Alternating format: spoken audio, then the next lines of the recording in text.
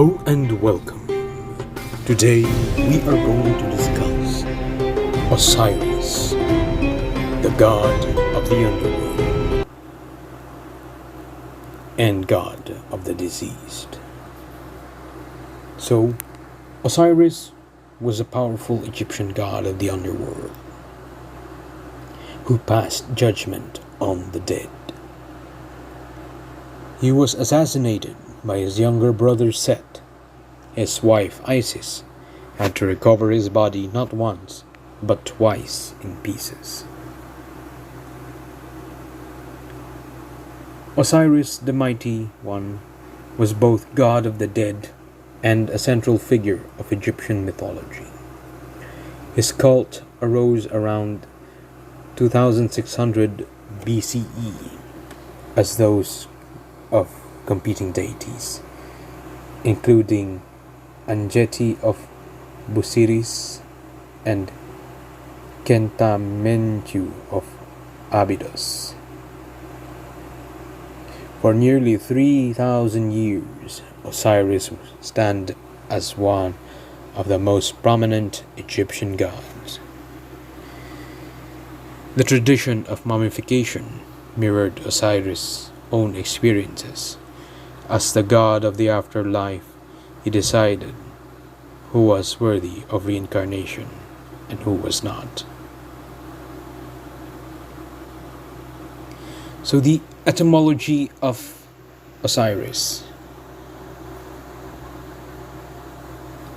First is that the etymology chain was from the Coptic language between 300 BCE and 200 CE. The Egyptian written language did not include many vowels, while the presence of vowels was indicated by certain characters.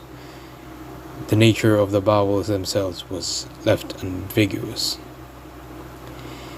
The meaning of Osiris' name isn't clear. The epithet Mighty One is commonly attributed to him and may allude to his role as death personified.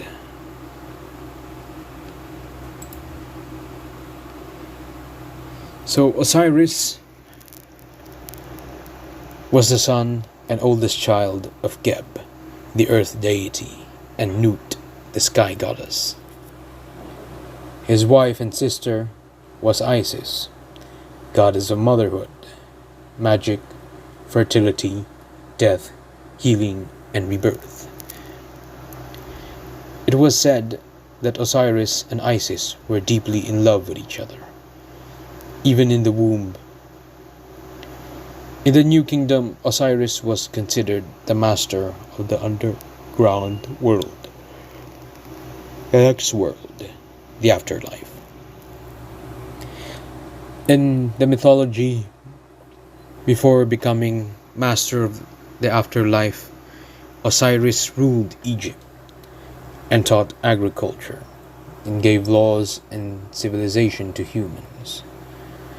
However, Osiris' brother Set was extremely jealous of him, so Set killed Osiris and cut off his body into pieces, which he distributed around Egypt.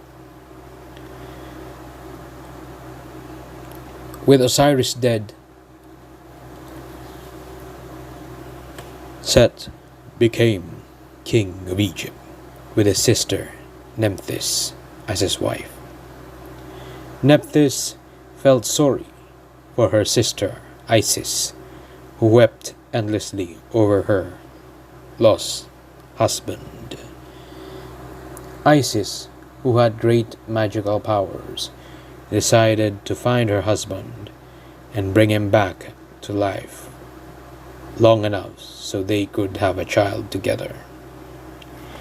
With Nephthys, Isis roamed the country, collecting the pieces of her husband's body, reassembling them, and holding them together with linen wrappings.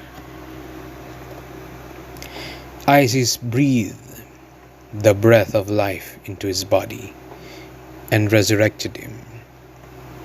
They were together again,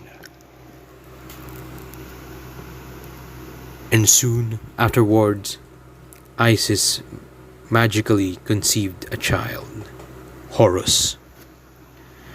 Osiris then descended into the underworld, where he became the lord of that domain. Osiris's attributes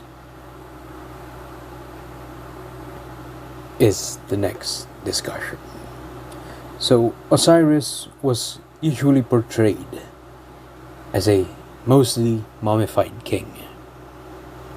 He was often depicted wearing an atef, a combination of the headset crown,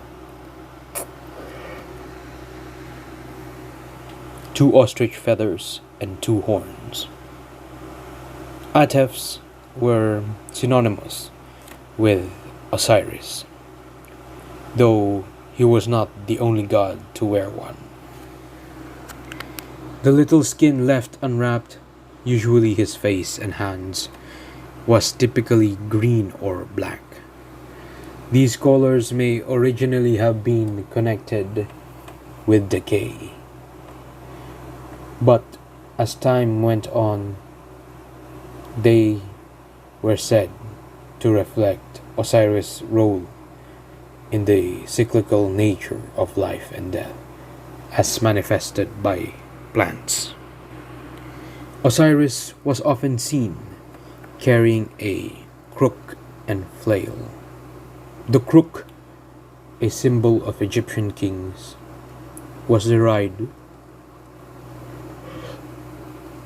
from the tool used by shepherds tending their sheep. The flail, meanwhile, has been interpreted as a whip or goad, indicative of the king's martial power. Others believe that it represented a threshing tool, indicative of agricultural success. Osiris ruled on earth before becoming lord of the underworld, though he was still considered a god in all stages of his mythos. At 8 cubits, 6 palms, and 3 fingers tall, he would certainly have been an intimidating presence. So that is the story of Osiris in Egyptian mythology. Thank you.